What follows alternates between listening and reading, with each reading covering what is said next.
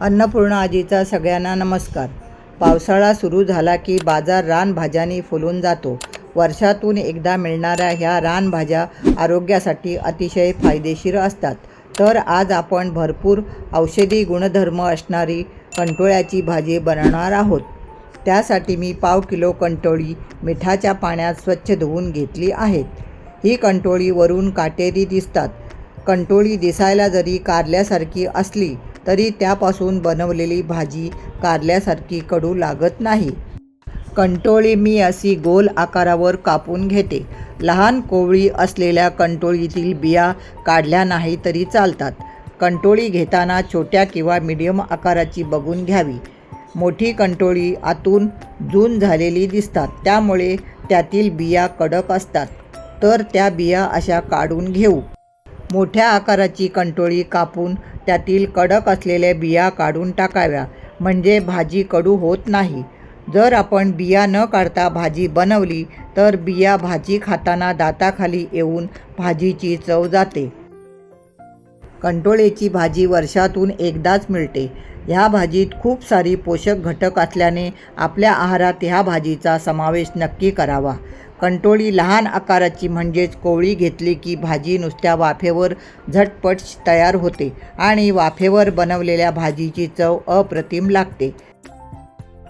कंटोळी कधीकधी आतून अशी लालसर आणि जून झालेली असतात, तर त्यातील बियांचा असलेला कडक भाग काढून टाकायचा, म्हणजे ह्या कंटोळीच्या बिया भाजीत येणार नाहीत. तर इथे मी सर्व कंटोळीची भाजी कट करून कडक असणाऱ्या बिया काढून घेतल्या आहेत. आता झटपट भाजी बनवून घेऊया. आपण कधीकधी बोलतो की कंटोळ्याची भाजी थोडी कडसर लागते, तर त्यासाठी ही भाजी करताना कांदा जरा जास्त वापरावा, म्हणजे भाजी अजिबात कडू न होता खायला खूप छान लागते.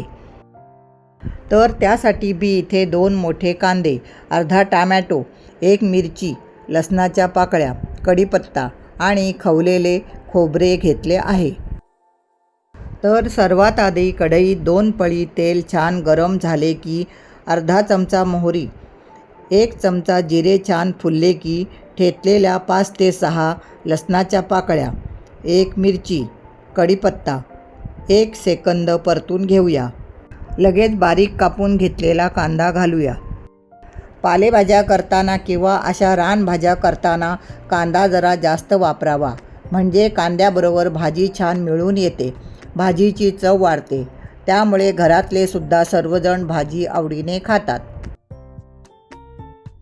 कांदा परतत असताना त्यात टोमॅटो घालून घेऊ.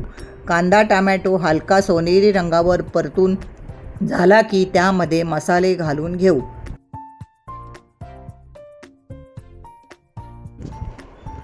मसाल्यात अर्धा चमचा धणे पावडर, अर्धा चमचा गरम मसाला, अर्धा चमचा हळद, 1.5 चमचा लाल तिखट, तसेच पाव चमचा जिरेपूड घालून मसाले 2 सेकंद कांद्यात परतून घेऊ. लगेच त्यात कापून घेतलेली कंटोळ्याची भाजी घालून मसाल्यात भाजी छान 2 ते 3 सेकंद परतून घेऊ. कंटोळीची भाजी चणा डाळ घालून पण बनवली जाते. तुमच्याकडे ही भाजी कशी बनवतात आणि तुम्ही ही भाजी खाल्ली आहे का, ते मला कमेंट करून नक्की सांगा. भाजी मसाल्यावर चांगली परतून झाली की चवीनुसार मीठ घालून घेऊ. मीठ घातल्याने भाजीला पाणी सुटेल. भाजी कोवळी असल्याने नुसत्या वाफेवर बारीक गॅस ठेवून भाजी छान शिजवून घेऊ.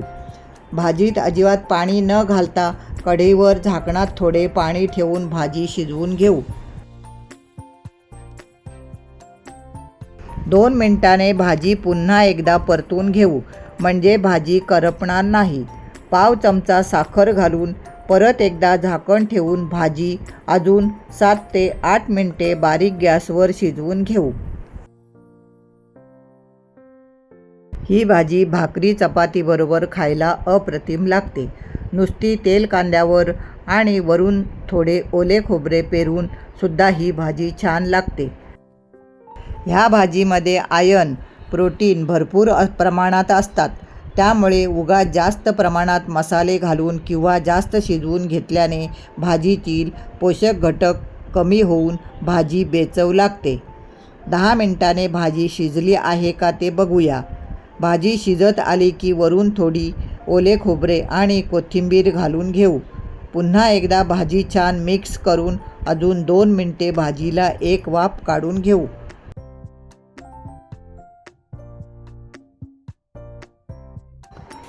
तर बघा इथे कंटोळ्याची भाजी छान शिजली आहे. कंटोळ्याची भाजी खाण्यासाठी तयार आहे.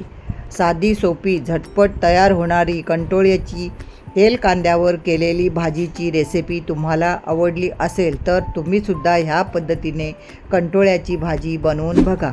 व्हिडिओ आवडला असेल तर नक्की व्हिडिओला लाईक, शेअर, कमेंट करा आणि तुमच्या सगळ्यांच्या आवडीच्या अन्नपूर्णा आजी चॅनलला नक्की सबस्क्राईब करा.